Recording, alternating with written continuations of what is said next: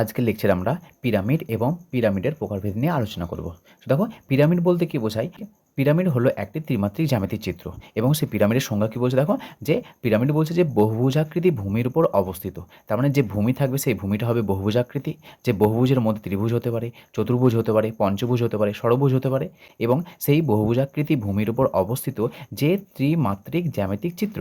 ত্রিভুজাকৃতি পার্শ্বতলগুলি, তার মানে ত্রিমাত্রিক জ্যামিতিক চিত্র, তার পার্শ্বতল কেমন দেখতে? ত্রিভুজাকৃতি, এবং এরা কী হয়? একটি সাধারণ বিন্দুতে মিলিত হয়, তবে তাকে পিরামিড বলা হয়।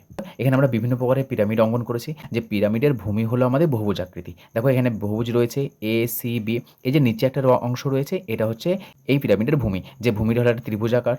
তারপর দেখো এই পিরামিডে দেখো এ বি সি ডি একটা চতুর্ভুজাকার। তারপর দেখো A B C D E, এই ভূমিটা হচ্ছে আমাদের পঞ্চভুজাকার।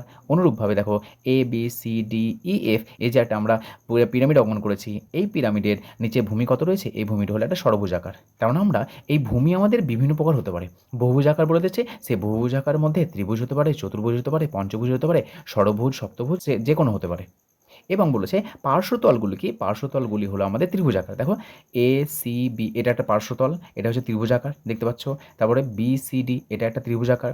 আবার দেখো এই যে আমরা চতুর্ভুজাকার একটা পিরামিড নিয়েছি যার ভূমি চতুর্ভুজ, এই যে পিরামিড সেই পিরামিডে দেখো পার্শ্বতল এ ডি ই এটা একটা ত্রিভুজাকার। অনুরূপভাবে বি সি ই এটা একটা ত্রিভুজাকার। তুমি যে কোনো পিরামিড নাও না কেন, প্রত্যেকটা পিরামিডে দেখো পার্শ্বতলগুলি দেখতে কেমন? পার্শ্বতলগুলি হলো, প্রত্যেকটা পার্শ্বতল হলো ত্রিভুজাকার। এবং তারা দেখো যতগুলো আমরা পার্শ্বতল পেয়েছি, প্রত্যেকটা পার্শ্বতল সাধারণ বিন্দুতে মিলিত হয়েছে, এই বিন্দু বলা হয় আমাদের শীর্ষবিন্দু। পিরামিডের সংজ্ঞা কি পেলাম? যে বহুভুজাকৃতি ভূমির উপর অবস্থিত যে ত্রিমাত্রিক জ্যামিতিক চিত্রের ত্রিভুজাকৃতি পার্শ্বতলগুলি একটি সাধারণ বিন্দুতে মিলিত হয়, তাকে পিরামিড বলা হয়। এবার দেখো পরবর্তী দেখো যে পিরামিডের প্রকারভেদ। পিরামিডের প্রকার বিভিন্ন রকমের হতে পারে। পিরামিডকে যে বিভিন্ন ভাগে ভাগ করা হয়, কিসের উপর ভিত্তিতে ভাগ করা হয়? পিরামিডের প্রকারভেদ দেখো এখানে লেখা আছে যেহেতু যে বহুভুজাকৃতি ভূমির উপর অবস্থিত। সো যে কোনো পিরামিডের ভূমি কেমন বলতো? ভূমিটা হচ্ছে বহুভুজাকৃতি। এই বহুভুজ কথার অর্থ হচ্ছে আমরা জানি যে ত্রিভুজ হতে পারে, চতুর্ভুজ হতে পারে, পঞ্চভুজ হতে পারে, ষড়ভুজ হতে পারে। সেই ভূমির উপর নির্ভর করে আমাদের পিরামিড বিভিন্ন প্রকারের হয়। এখানে আমরা চারখানা লিখেছি পিরামিড, যেমন ত্রিভুজাকার পিরামিড। সো ত্রিভুজাকার পিরামিড কাকে বলা হয়? যে পিরামিডের ভূমি ত্রিভুজাকার তাকে ত্রিভুজাকার পিরামিড বলা হয়। তারপর চতুর্ভুজাকার পিরামিড কাকে বলা হয়? যে পিরামিডের ভূমি চতুর্ভুজাকার তাকে চতুর্ভুজাকার পিরামিড বলা হয়।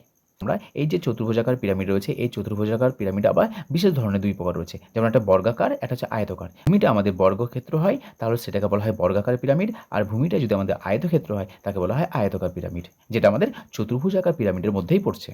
কারণ বর্গক্ষেত্র একটা চতুর্ভুজ, আয়তক্ষেত্র একটা চতুর্ভুজ।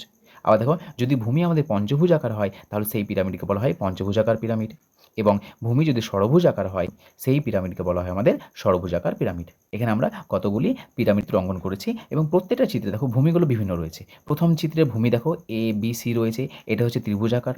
যেহেতু এই ভূমিটা ত্রিভুজাকার, এটা হলো ত্রিভুজাকার পিরামিড। দেখো এই ভূমিটার দিকে তাকাও, এ বি সি ডি এটা হলো আমাদের চতুর্ভুজাকার ভূমি, সেই জন্য একে বলা হয় চতুর্ভুজাকার পিরামিড। তারপর দেখো এখানে যে এ বি সি ডি ই এটা হচ্ছে পঞ্চভুজাকার, সো এই পিরামিডকে বলা হয় পঞ্চভুজাকার পিরামিড। এই পিরামিড রয়েছে, এই পিরামিডের ভূমি কত রয়েছে দেখো, যে A B C D E F এই যে ভূমি রয়েছে, এই ভূমিটা হচ্ছে ষড়ভুজাকার। ষড়ভুজাকার বলতে রয়েছে ছটি রয়েছে, দেখো 1 2 3 4 5 6, সেই জন্য এই বিশেষ আকারের পিরামিডকে বলা হয় ষড়ভুজাকার পিরামিড। সো আমরা ভূমির উপর নির্ভর করে আমরা পিরামিডকে বিভিন্নভাবে ভাগ করতে পারি। এবার দেখো সর্বশেষ হচ্ছে আমাদের পিরামিডের শীর্ষবিন্দু, পার্শ্বতল এবং ভূমি। সো আমরা যে এই যে বিভিন্ন প্রকারের পিরামিডগুলো অঙ্কন করেছি, সেই পিরামিডে দেখো একটা নির্দিষ্ট বিন্দুতে গিয়ে প্রত্যেকটা পার্শ্বতল মিলিত হয়েছে। দেখো A C D, B C D, এই প্রত্যেকটা পার্শ্বতলে একটা নির্দিষ্ট বিন্দুতে মিলিত হয়েছে।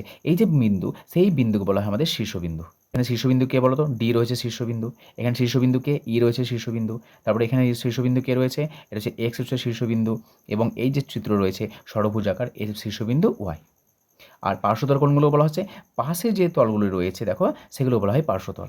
আর ভূমি কোনটা? নিচে যেটা অবস্থিত রয়েছে সেটাকে বলা হয় ভূমি। তো আমাদের যে কোনো পিরামিড দেখ না কেন, সেই পিরামিডের শীর্ষবিন্দু, পার্শ্বতল এবং ভূমিগুলোকে আমরা চিনতে পারবো।